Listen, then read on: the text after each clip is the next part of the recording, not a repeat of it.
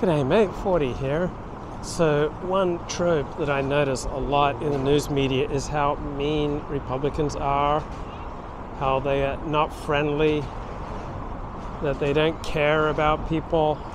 Essentially they're inhuman, robotic, slaves to Milton Friedman economics or some such. They don't recognize the humanity in people. And this trope is getting a particular workout right now with regard to Ron DeSantis, the Republican governor of Florida, who's very likely going to be the Republican nominee for president in 2024 and seems highly competent. And Mark Leibovich was writing in The Atlantic about how Ron DeSantis is just too mean, too unfriendly, just not enough of a people person to become president of the United States, that campaigning will expose his poor personal skills. And I'm thinking about Clarence Thomas. Clarence Thomas is renowned among all the Supreme Court justices for being the most friendly. He's the most outgoing. He's the person who's most likely to talk to ordinary people. He is far and away the friendliest U.S. Supreme Court justice. And where has that gotten him? What has that done for him? Okay, you have this trope that Republicans are unfriendly, that they're cold, cool, cruel, calculating, lack people skills. Well, Clarence Thomas has abundant people skills, right? He's very friendly, very outgoing guy. Ronald Reagan is a friendly, warm, outgoing person, but doesn't affect the liberal news media tropes about how Republicans just don't care about people. They completely lack compassion. They lack people skills. So Mark Leibovich and a lot of journalists are just absolutely sure that campaigning will expose Ron DeSantis' lack of people skills and will absolutely doom his presidential campaign. So count me skeptical. But he is a highly popular governor of Florida. Florida used to be a purple state. Florida used to be poised equally between Democrats and Republicans. Barack Obama won Florida in 2012. Ron DeSantis has probably played a part in turning Florida red. Also, I suspect a lot of Republicans are tired of living in blue states, and they've moved to Florida, and perhaps that's also contributed to Florida turning red. But it's really hard to argue that Ron DeSantis has not been an effective governor. He won his confrontation with Disney. Is there any major confrontation that Ron DeSantis has not won? I don't recall him backing down on anything important. And I'm not a Ron DeSantis partisan. I'm not devoted to one candidate or another.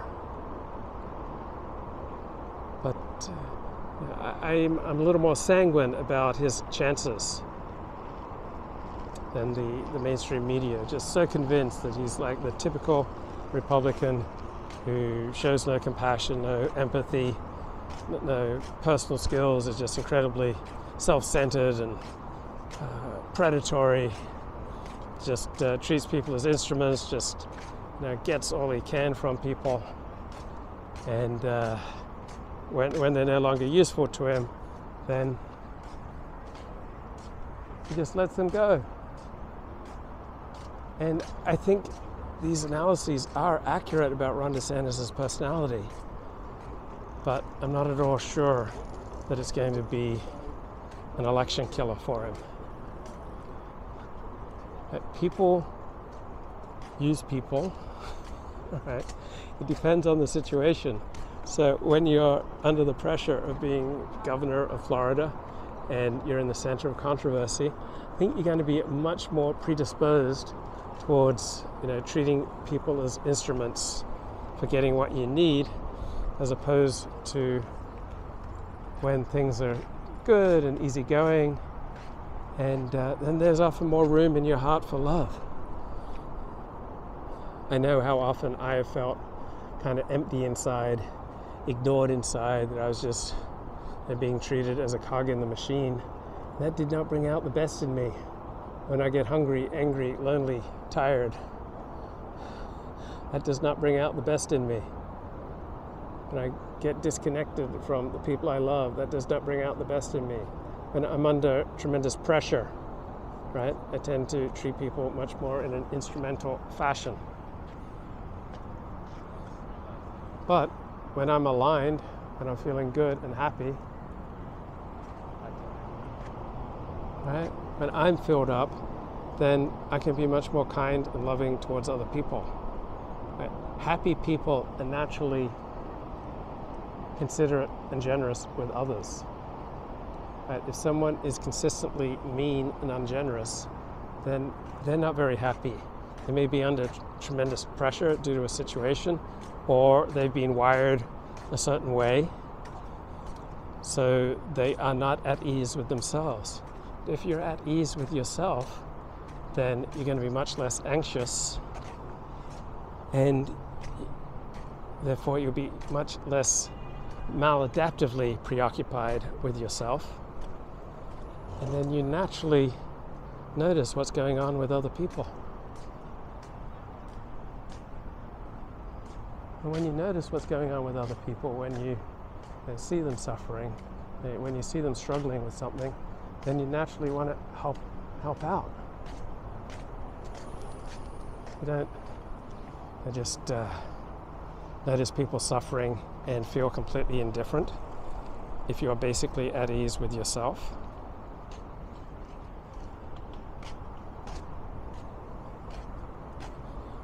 So I've often thought, oh, my boss is a big meanie. Oh, my boss doesn't care about me. Oh, my boss is nasty. Or my boss is a jerk. But much of those times was just the situation of the pressure that my boss was under. It led to him acting in a way that I thought was mean or selfish. So often Republicans who get attacked for being mean and selfish, or Democrats too, it's just the pressure of the situation that they're under. Or it's the unfortunate miswiring in their system. So often unhappy people are told to be less selfish, and that doesn't usually work. Like, that didn't really work for me. Like, I had to get to a point of ease with myself, and so Alexander technique helped with that. 10 years of psychotherapy helped with that. Having friends and community helped with that. But more than anything, 12-step programs help with that. And then when I felt at ease with myself, then I'm naturally inclined to be a little more generous, a little more empathic with other people. When I was walking around with what felt like, a gaping psychic wound, I was not naturally inclined to be, caring and empathic towards other people. I remember my therapist said, I have this image of you just, sucking on the mother's breast and trying to get absolutely everything he can, because he fears that at any time the breast will be withdrawn and he'll never be able to have milk again. That's kind of how I was going through life, sleeping with every woman I can, getting all the sex I can, getting all the positions I can, getting everything I can, getting all the attention I can, getting all the fame I can. I was just greedily lapping it up, sucking it up. Because I was walking around with the feeling of a gaping psychic wound inside. So I'm sure there are selfish people who simply by taking on volunteer roles or by deliberately making an effort to be less selfish have found that their capacity for empathy is caught fire, right? But I think generally speaking, people have to get a sense of ease with themselves, their place in the universe. Generally speaking, it helps to feel better in your body, like to get into better shape, to exercise, to work out, to do things like Alexander technique, get the necessary physical therapy that you might need. Right? People do much better when they feel at ease, comfortable, alert, alive, vibrant, healthy, strong in their bodies. Right? That then has a dominating effect on our psychology. If you're tight in your body, you're more likely to be tight in your emotions and how you relate to others. If you're at ease in your body, you're much more likely to be at ease with yourself, with other people. If you're tired in your body, your thinking and your emotions are going to be tired. So many of these dominating characteristics that we ascribe to people. Joe is kind, Jeff is honest, John is strong, Peter is generous, Phil is funny, Jack is great at running things. Right? They're situational rather than essential. So leftists often make fun of the right's preoccupation with essentialism, that peoples, races, religions, cultures have certain essential qualities, and in reality how blacks, whites, browns, Asians, Muslims, Christians, Jews, Buddhists, Hindus, Baha'i express themselves depends on situation, depends on time and place. You can't understand anything anyone said or done unless you locate an action in a particular time and place. So Ron DeSantis is a driven man. He very much wants to become president of the United States. People who want to become president of the United States are not normal people. And so requires considerable sacrifice, self-abnegation, and drive and energy to become president of the United States. That means frequently you're not very nice, not very empathic, that you use people.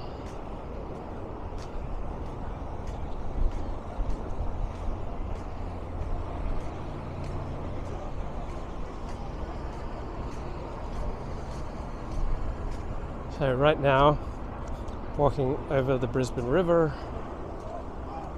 I am 41 days into my Australian vacation.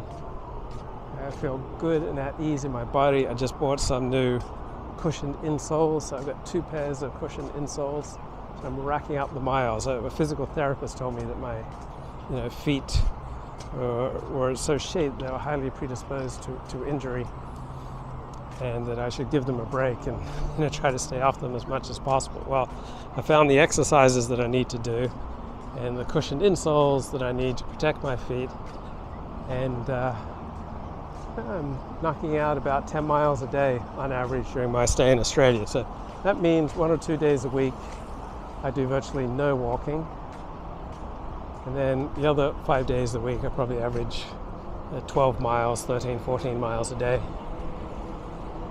And I've got very few obligations right now, so it's easy for me to feel at ease in my body and my soul. I'm here with friends, I'm here with family.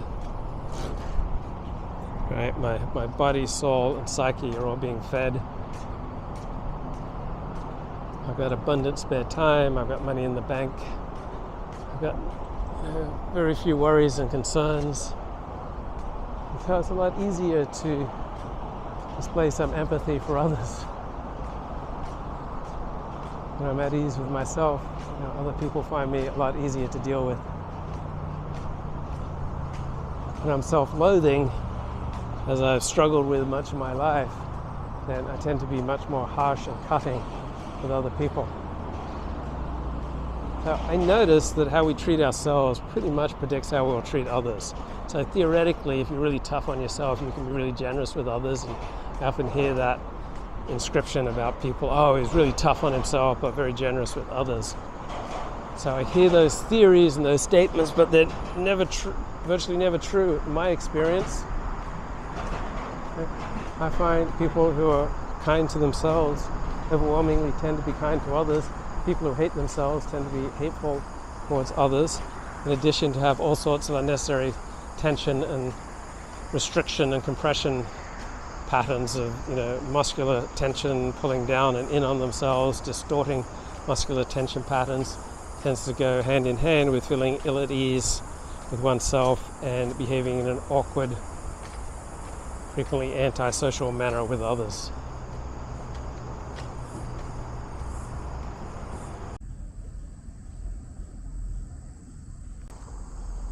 G'day, May 40 here. So they're rehearsing for some hard rock concert in the background, and I had a hilarious live video going about an Australian Christmas carol. Aussies get ready for Christmas, and just as I was going live, the hard driving rock just ended.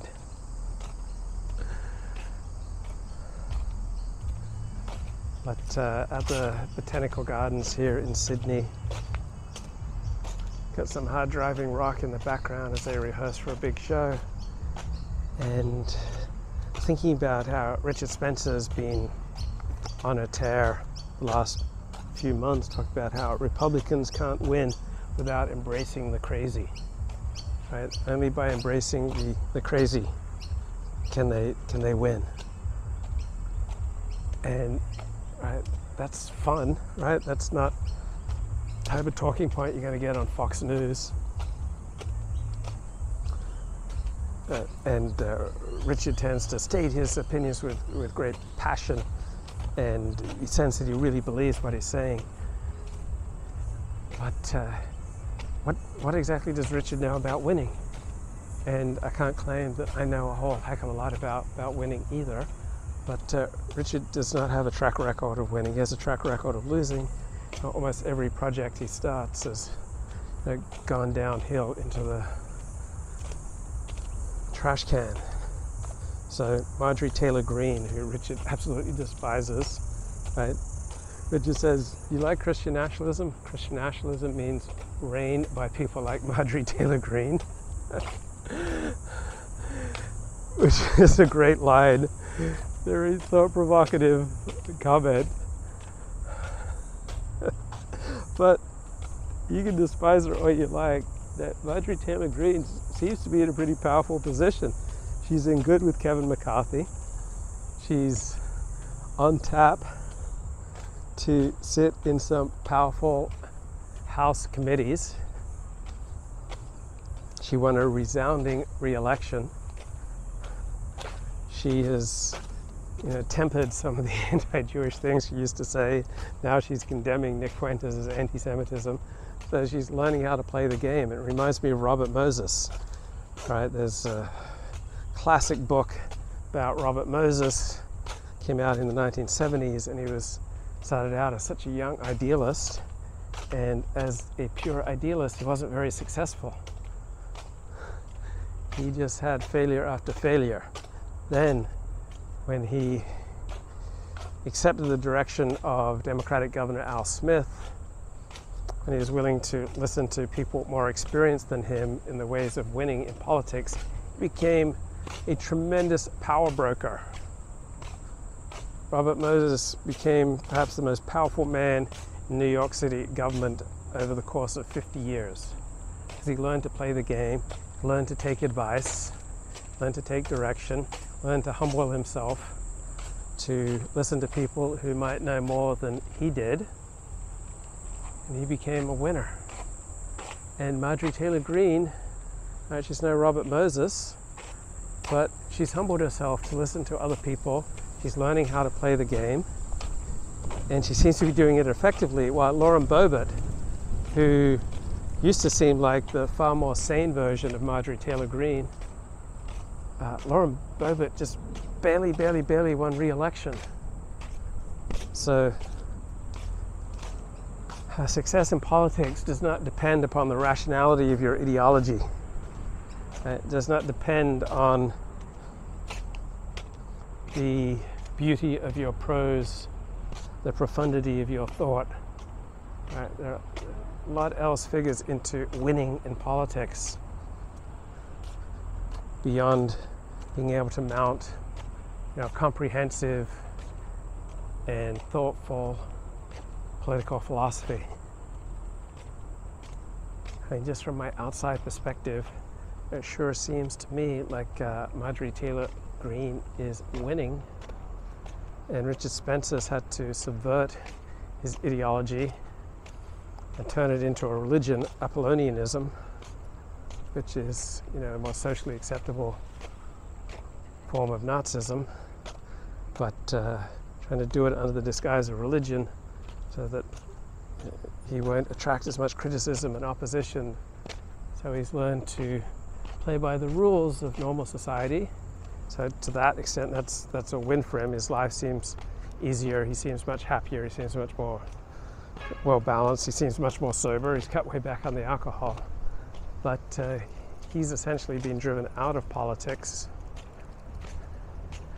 And so he is trying to channel his talents into forming a new religion. He's actually a fun and compelling political commentator. And so he does bring the contrarian hot takes on a regular basis in Twitter Spaces and on his Substack. And that's where he's so good.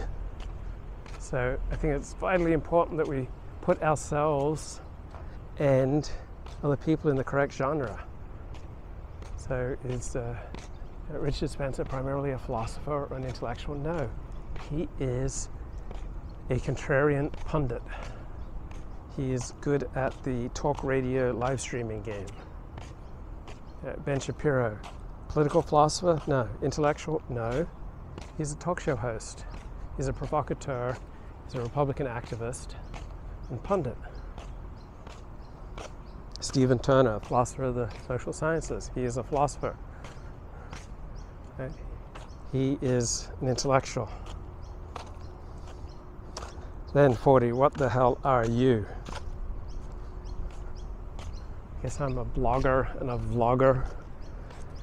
Someone who shares his opinions and tries hard to place them in context so that I'm not claiming expertise that I don't have. So I'm not exaggerating my depth of knowledge. I'm trying to stay within the realm of reality. I'm a bloke who shares his opinions with a few dozen, a few hundred, a few thousand people, and some people seem to get some benefit from them, and I enjoy sharing them. But I'm not primarily an intellectual or a philosopher or a theologian. I'm not a rabbi. I'm not a great talk show host. Probably what I do best is interview people and bring incongruous people together. Like doing a solo show is very taxing. Right? I need something to work off of. Like, why do I play so much Richard Spencer on my shows? Because he's like a 100-mile-an-hour baseball pitch that if I hit it, the ball's going to go far. Right? If I just make any contact whatsoever with what he's saying, the force and the power of what he's saying, if I then make contact with it in the realm of reality, I've got a good chance of saying something that's useful, interesting, even perhaps compelling. Now, for most people I listen to, I've got nothing to add. Like when I listen to Steve Saylor, I've got nothing to add on top of what he says. So most professors, most people I listen to, I just don't have anything profound to add. But just like there are some hitters who can hit change-ups but can't hit fastballs, there's some hitters who can hit fastballs but they can't hit curveballs. For whatever reason, I feel like I can consistently hit out a useful comment on something that Richard Spencer's saying, and I can't do the same with Ben Shapiro, Dennis Prager, dozens of other people that I listen to. I just don't have anything to add. I don't have any energy or enthusiasm to add to their comments. So it was better when I was doing group shows, right? I'm much better suited to doing a group show, having guests, having co-hosts.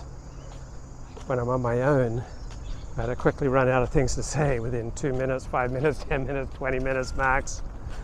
and I need someone to feed off of because I don't have a regular co-host right now.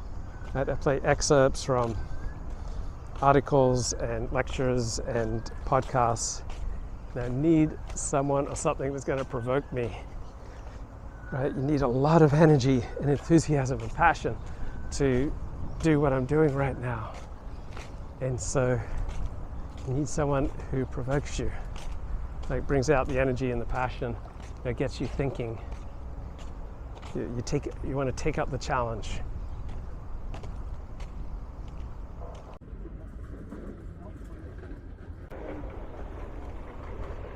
G'day mate, 40 here, December 15th, lovely Thursday afternoon in Brisbane, Australia. And you may have heard of supply side economics and demand side economics. So supply side economics is embodied by Reagan. You create incentives for people to produce economic goods by reducing their taxation burden. Then demand side economics, you put money in the hands of people who are most likely to spend it. That's Keynesian economics. And then there's a whole other category, it's called faith-based economics. So this is a New Yorker article on the leader of Ethiopia, won the Nobel Peace Prize in 2019. A year later, his army was committing genocide. Known as the King of Kings, conquering lion of the tribe of Judah, elect of God, Selassie was hailed as the culmination of a dynasty that, according to legend, had begun with the union of King Solomon. Okay, let's fast forward. Country. But he says, this is for the future generations. His attitude is, why only concentrate on the problems? We need to show that we are more than the conflict. Abiy Right. This is faith-based economics. Finds funding for his ventures wherever he can. He has held fundraisers on the sites of Addis's new parks, where he can lean on his country's billionaires, many of whom built their fortunes under the old regime. In 2020, I didn't know Ethiopia had billionaires. God, I must be some kind of racist. his wife's office announced that it had solicited donations to construct 20 schools in the countryside. Abiy gave some $2 million in profits from his book to build more. He has also printed new currency, announcing that it was necessary both to deter financial crimes and to salvage the country's fractured economy. Yeah, so this is a guy who really likes flashy gestures and beautiful words.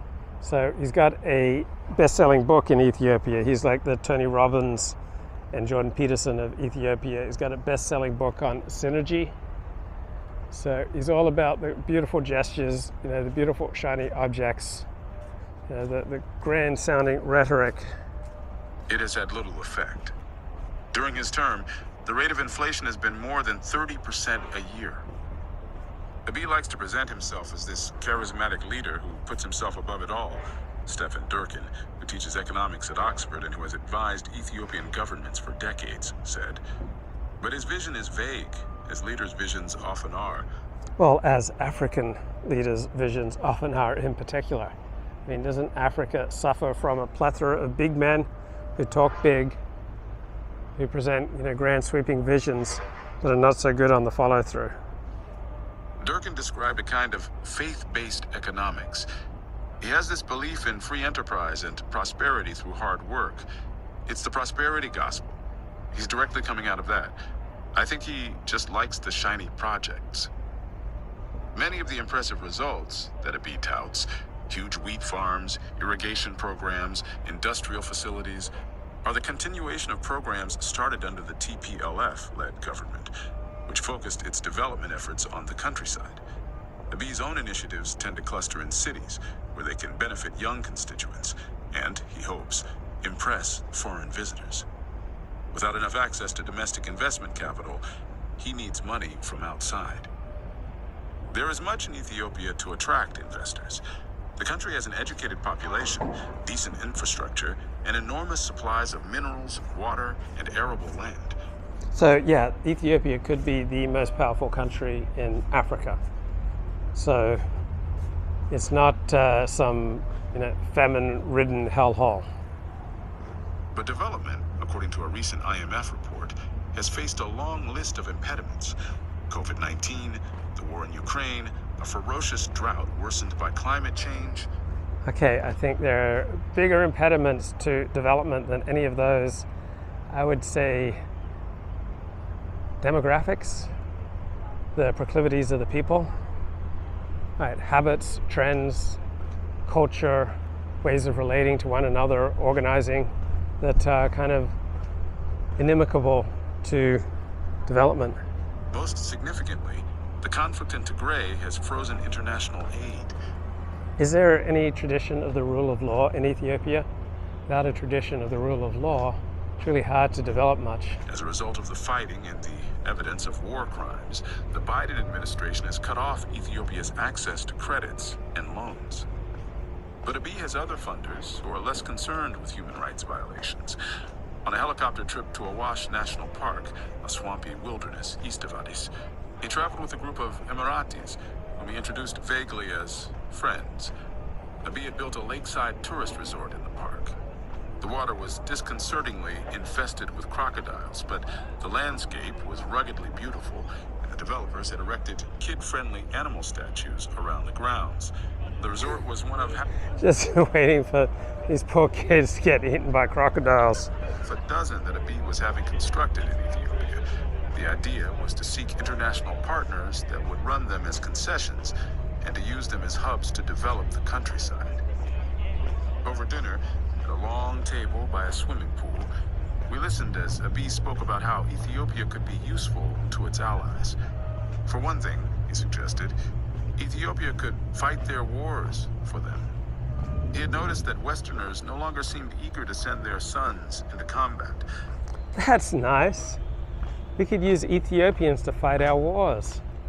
That sounds handy. We could send a few thousand of them to defend Taiwan. But Ethiopians were good fighters, he said, and did not have the same qualms. The Emiratis mostly kept to themselves, but an amiable man named Fahad Abdulrahman bin Sultan introduced himself as the head of the UAE Red Crescent Society. Bin Sultan told me that Ethiopia could become a tourist hub if it was developed properly. It has abundant water, and it is convenient to the Arabian Peninsula. Yeah, maybe a little less genocide, a little less rape, a little less crime. That might help. Really hot at this time of year. Abiy, he said, was a visionary. If he can have 10 years in power, Ethiopia will be transformed, like Egypt was with Sisi. He didn't seem bothered by Sisi's fierce repression of his political opponents. In Ethiopia, the Emiratis are a less significant presence than the Chinese, who have been in the country for more than a decade. In Addis, Chinese laborers in overalls are ubiquitous, expanding the international. So in Australia and in California, right, they essentially forbade the Chinese immigrating to California, to Australia, because they worked hard. They worked harder than the natives. They were willing to work longer. They were willing to take less money. And like the average bloke didn't like what Chinese immigrant labor did to his wages. So the amount of immigration you allow into your country, that essentially decides your wage rates. If you want to create a good living for average blokes, you can't allow in much immigration. Airport, working around the clock on the parkland known as Friendship Square, and on the spaceship-like planetarium, finishing up the Commercial Bank of Ethiopia, an undulating spire that is among the tallest buildings in Africa. Roads and bridges are being constructed throughout Ethiopia, and the Chinese play a key role in almost all of them. Isn't that nice of the Chinese? Always so helpful. So very eager to be of assistance. G'day mate, 40 here. Looking out of the beautiful Brisbane River. Thursday afternoon, December 15. No country holds more of Ethiopia's external debt than China. The Ethiopians still haven't figured out how they're going to pay down the debt, which is a problem. A U.S. diplomat with extensive experience in the Horn of Africa told me. I'm sure the Chinese will be very understanding. This is a New Yorker article about the leader of Ethiopia. He won the Nobel Peace Prize in 2019, and then his armies committed genocide in 2020. Abiy occasionally fretted over how much money he was borrowing. If you are a really good person, he told me, pray for me for just one thing, that I can manage our debt. He told me that he would like to work more with Western companies, but that the Chinese had been useful. The Americans should step up their role here, he said. But if they don't come, there are others, who are interested.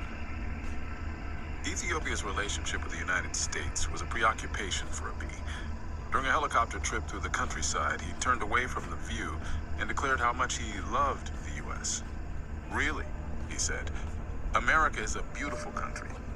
So I'm not sure how effective it is to ask a secular New Yorker reporter to pray for you and pray for your country. And the Americans are very good people. And I know the country may be better than some Americans. I've driven from Washington all the way to California. In the mid-2000s, Ethiopia became a regional ally of the U.S., sending troops to invade Somalia to fight al-Shabaab. Isn't Ethiopia our greatest ally? So I guess there are no permanent friends and no permanent enemies in the world, while there are shifting interests. Insurgent group linked to Al-Qaeda. After Abiy's time in the military, he worked for the government in cybersecurity and intelligence, and spent some time in U.S. training programs.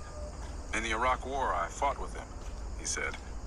I was the one who would send intelligence from this part of the world to the NSA on Sudan and Yemen and Somalia. Yeah, why do we have troops in these countries who end up getting killed by Islamic terrorists? Just not sure it's really in our best interest. The NSA knows me. I would fight and die for America. Abiy gave a disgusted wave of his hand. Then these guys came. He was referring to the Biden administration. They don't know who their true friends are, he said. Since the war began. So I noticed with Democratic presidents, from the Democratic Party, that they're more likely to want to make alliances based on human rights. And human rights is not exactly an objective category. By what Democratic Party members and mainstream Republicans mean by human rights is that fit in with modern liberalism, LGBTQ rights. They made the mistake of talking publicly and down to me. Samantha Power announced she was coming to Ethiopia and was going to meet me without even consulting me. That's not the way it's done. So I didn't see her, and she left very upset. Now there is a different approach. They know they must behave respectfully. U.S. officials have said that Abiy's office ignored their attempts to schedule a meeting. Even though Abiy was desperate for American investment, he couldn't bring himself to be too reverent about its politicians. Yeah. So he's desperate for their investment. He really wants America's help. But what's more important than that to him? That's flexing his ego. Like saying what he wants to say. Like singing the song he wants to sing. So that's more important to him than his own country's best interests. Right, when you're going to be a servant of the people, right, you're going to want to submerge your own ego at times. Right? There are more important things than your own ego. He told me that he had taken a big intake of breath when he heard that Joe Biden had fallen off his bicycle. I wish he acted his age, he said. He went on, Obama was good at making inspiring speeches. That's a great point. Like 80-year-olds should not be riding bicycles. Generally speaking, I think 70-year-olds should not be riding bicycles.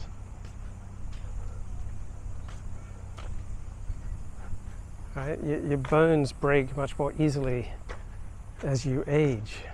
So there are other exercises you can do with a stationary bike where you're less likely to fall and hurt yourself.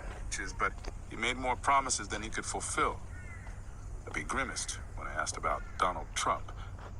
He did a lot of damage to America's image. Let's not even talk about him in the same way as the others. Without discernible irony, Abiy said that he was concerned by the tumultuous condition of the United States. America's politics have been ruined by entertainment culture and media.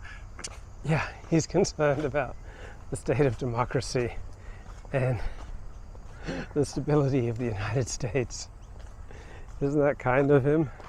Leader of Ethiopia is afraid for the stability and democracy of the United States. That's why its politicians are always trying to behave as if they are in a drama, he said. The world needs America, but it needs it to be stable and for its system to reflect institutional continuity. Jeff Feltman, who served as the U.S. Special Envoy to the Horn of Africa until this spring, told me that he was familiar with Abiy's complaints and with his habit of discounting the evidence of war crimes. I had the same tour as you, he said. Abiy was saying what a man of vision he was, that the U.S. simply did not understand him. So this guy loves to talk a lot, doesn't really like to listen, which is not usually an effective attitude or procedure. That he was trying to move Ethiopia into the future, and that Tigray was just a distraction. The charm offensive didn't work. A current senior U.S. official put it succinctly, "We'd like to support the PM's economic domestic program, but we can't until there are no more human rights atrocities." Oh, yeah. So every nation has human rights atrocities. Right, this is just self-defeating attitude that you're going to run much of your foreign policy on the basis of some subjective liberal partisan conception of human rights. Abiy's war with the Tigrayans had a brutal second act. In June 2021, days after the election in which he secured his second term, the TPLF launched a lightning counteroffensive, retaking its capital, Mekelle, and parading thousands of captured Ethiopian soldiers through the streets. Abiy was humiliated. Almost overnight, his army had been routed and Tigray had been lost. There was even talk among Tigrayans of seceding from Ethiopia. The conflict settled into a dismal stalemate. Abiy's government sought to isolate Tigray, cutting off its electricity, communications, air links, and food supplies. The United Nations warned of widespread starvation and called for humanitarian relief to feed 4 million of Tigray's roughly 6 million people. So fulfilling the human right of feeding these people simultaneously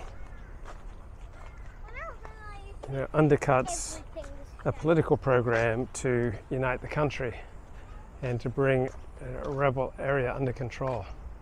So we had a flood here, 2011, another one in 1974, then another one just a few months ago. But the 1974 flood was the biggest of all. In an effort to break the siege, Tigrayan forces went on the offensive again, overrunning several Amhara cities and marching to within 120 miles of Addis Ababa. Right, so if you want to win a war, you usually have to put human rights considerations second or third or fourth. And sometimes winning a war is the most effective way to bring peace and an end to massive human rights violations. So yeah, sometimes the ends do justify the means. Hoping to rally a patriotic defense of the capital, Abiy traveled to the front, where he was photographed in fatigues alongside his soldiers. As the international community urged the Tigrayans to withdraw, Abiy's forces struck with the help of drones, reportedly supplied by Turkey, Iran, and the UAE. By Christmas, the Tigrayan forces had retreated. With the Tigrayans trapped in the north, Abiy seemed to be looking for a way to de-escalate. Gabriel Negatu, an influential Ethiopian businessman who lives in Washington, D.C., but remains close to Abiy, told me that the offensive had been halted for financial reasons. The war was costing hundreds of millions of dollars. That was why the PM pulled back, he said. Also, he didn't want to be responsible for 2 to 3 million Tigrayans starving, possibly. Yeah, well, sometimes millions of people starving is an effective tool for winning a war, and war is the continuation of politics, right? By other means. So if you can't talk to people and arrange some kind of settlement, and people won't listen to reason, then war becomes increasingly likely. To death, because they hadn't been able to plant seeds. Abiy thought that a long-term occupation of Tigray was unsustainable, Nagatu said. But parts of the military felt that he had given up the fight too soon. His Amhara allies and the Eritreans were angry too. They wanted to finish off the TPLF. So we're in the wonderful botanic gardens here in Brisbane. Brisbane's not as stunningly beautiful as Sydney, but it's got its own subtle, understated charms. Abiy's aides insisted that he was still seeking unity. The PM believes our strength lies in our diversity, one told me. Our strength lies in our diversity. Wait a second. You've got a massive civil war going on that risks millions of lives. Civil war that is first and foremost probably generated, stimulated, produced by this diversity, and yet you want to argue that diversity is your strength? But as the conflict grew more intense, Abiy began referring to TPLF members as the cancer of Ethiopia and as devils and weeds. Right, so sometimes diversity is a good thing. Sometimes you can enlist it as an argument. Sometimes diversity provokes and promotes growth. But just as often, diversity and proximity lead to deadly conflict, such as in Ethiopia. G'day mate, 40 here at a Riverside food court in Brisbane. It's a beautiful Thursday afternoon, December 15, 2022. And one reason I enjoy wearing a yarmulke out is that it really helps you meet your fellow Jews. So just sitting here by the Brisbane River, got a lovely Hebrew greeting by a bloke who just moved here from Melbourne a couple of years ago, and apparently there's quite the growing Jewish community in Brisbane. So here in Brizzy, he can afford like a 5-bedroom home with a swimming pool. I couldn't afford that in Melbourne. So Melbourne is the traditional center of Jewish life. It's where you get the most intense, most numerous Orthodox Judaism participants, institutions, right? So Melbourne tends to be much more Eastern European in origins. Sydney tends to be much more Central European and Western European. So a lot of Hungarians moved to Sydney, people from Germany, Jews from France, Spain, England, and the Jews of Melbourne tend to come much more from Eastern Europe. So they tend to be more traditional, more intense in their Judaism. So in 1918, there was an observer who remarked that Australia, of all the countries in the world, is probably the least influenced by Judaism. Right? Judaism made the smallest imprint on Australia circa 1918 than any other country. So after World War II, a lot of Holocaust survivors moved to Australia, and now Australia is definitely in the top 10 of Jewish countries. And Jews are mainly in Melbourne, about 30,000, and in Sydney, about 20,000. And when I was here 22 years ago, there were about 2,000 Jews in Brisbane, but the community's growing. They've got a day school. They've got 4 major synagogues, including a liberal synagogue. Chabad is growing here, and 100 families have moved here recently. Just building up Jewish life, kind of grassroots from the bottom up. You have to put more of an effort in. It's not like living in LA or San Francisco or New York, where Judaism's just in the air. So when you live in the Jewish outback, right, you have to be more deliberative, you have to plan, you have to make much more of an effort. It doesn't come nearly as naturally. So as I've been walking along, I heard people say, oh, he's Jewish. So very, very rare. In fact, I've never seen anyone walking around with a yarmulke in Brisbane. And I have spent probably a total of 6 months of my life in Brisbane since 1989, and yeah, never ever seen anyone walking around with a yarmulke. But it's a wonderful opportunity for me to come here and say a bracha, Jewish blessing, where maybe no one with a yarmulke has said one before. So I was talking to my mate Tim Humphreys about Queensland politics, and apparently Bob Katter, who's about the most right-wing member of Parliament, the Katter Party, right? One of his claims to fame is that he egged the Beatles when they came out here in the 1960s because he thought they were a dissolute bunch. So on my mother's side, I have 3 generations from central Queensland, and about 6 years ago, due to a quirk in the Australian political system, central Queensland elected a national senator, Fraser Anning, who's pretty much a white Australia bloke. So he only got something like 75 votes, but due to the quirks of how the ballot works here, like, he became a member of the Australian Senate, and like, he gave speeches, praising the traditional white Australian policy. He got thrown out after one term, but he created quite the stir.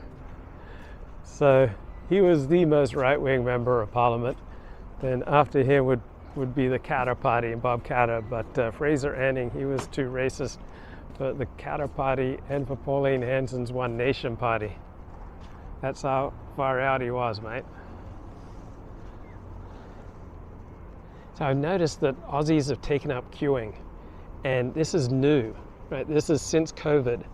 So during COVID, people were asked to separate, to queue up. And now when the bus comes in, I notice there's not always a big jumble waiting for the bus. There's often a very orderly queue, which is not the Australia I remember.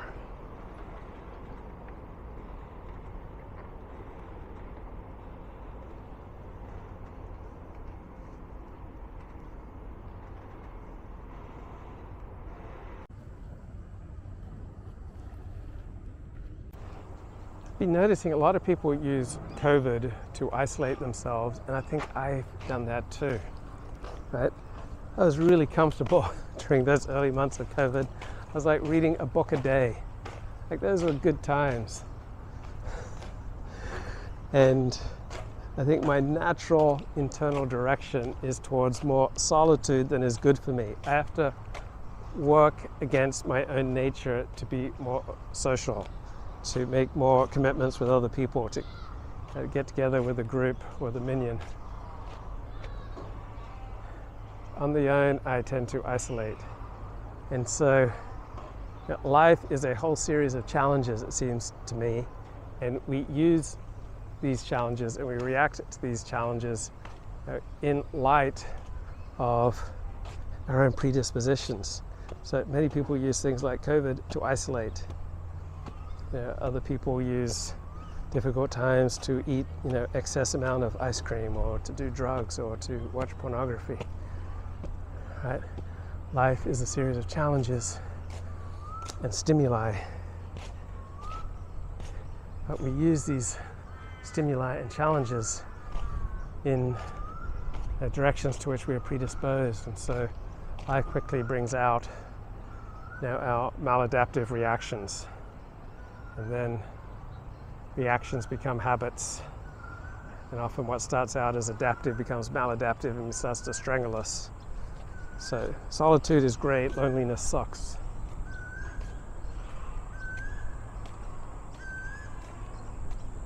The more scary the world seems to people, the more likely they are to withdraw. The more ill at ease people feel, the more likely they are to withdraw. So when people are kind of a mess inside or a mess in their bodies, then they tend to retreat from the world and from interaction with others, which tends to make problems worse. So the Great Reset, right? That's where the global elite supposedly using COVID to institute socialism and take away our basic human rights. That's a talking point on the right. Well, it comes from Rahm Emanuel, Barack Obama's chief of staff, who said, never let a crisis go to waste. But I don't think we as people, let anything go to waste. We just tend to use things in life to send us along paths that we are naturally disposed towards. Right? No woman, no song, no cry, no podcast, no book, no ideology, no religion, no culture, no work of art is going to send you in a direction you don't want to go for very long or for very deep. Right? So some people sometimes ruin their lives over a book such as Kevin MacDonald's Culture of Critique, but Kevin MacDonald's book isn't the real issue here. The real issue is that some people just have a strong self-destructive urge, and it just so happened that they used Kevin MacDonald's Culture of Critique as the bomb with which they wanted to, which they couldn't help blow up their lives. Now, I don't think people usually deliberately choose to blow up their lives, but these self-destructive compulsions, I think, are active in all of us to varying degrees, which is why God says in Deuteronomy, I put before you this day a choice between life and death. Choose life, because the human tendency towards death is usually present, just to varying degrees.